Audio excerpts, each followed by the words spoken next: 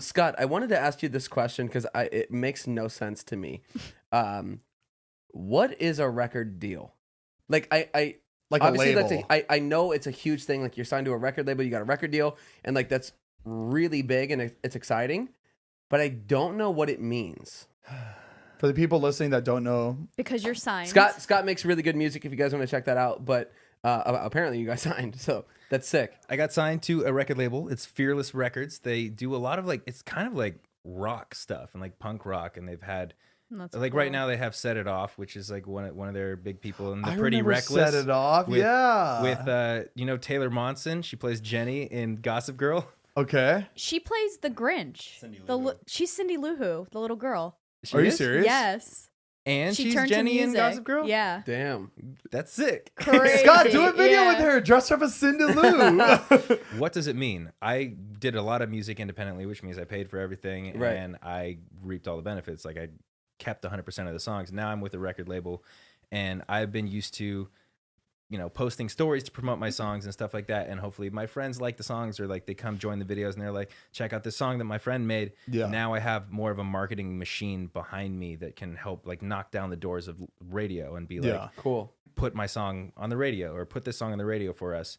And that's what I'm looking forward to, is like the marketing power and a little bit more guidance on like what will work on the radio, what kind of song like should I put out, versus like me just kind of like making a goofy song and being like, oh yeah, I'm gonna put this out. Yeah. So I'm guessing, like, do they like front your cost for like studio time? Because obviously, like you said, you had to do everything yourself and like pay everything. Are they like, here's a studio we want you to record at, like everything's taken care of, and then like it keeps it like in the house, if that makes sense? Yeah, it's like I'm still working with a lot of the same people, but they're also putting me in sessions with new producers and people who make different kind of music and different sounds.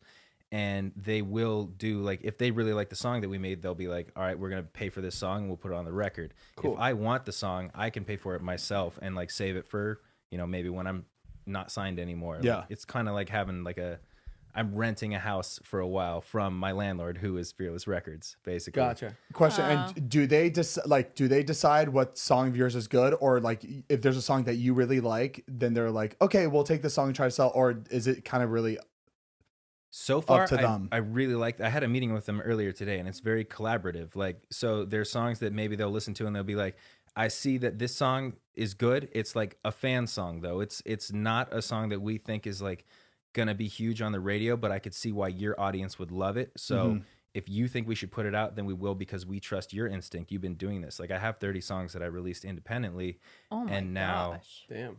and now with the record label, I get a little bit more guidance and help on how to like make something into more of a radio hit. Are they able? Wow. Is your label able to?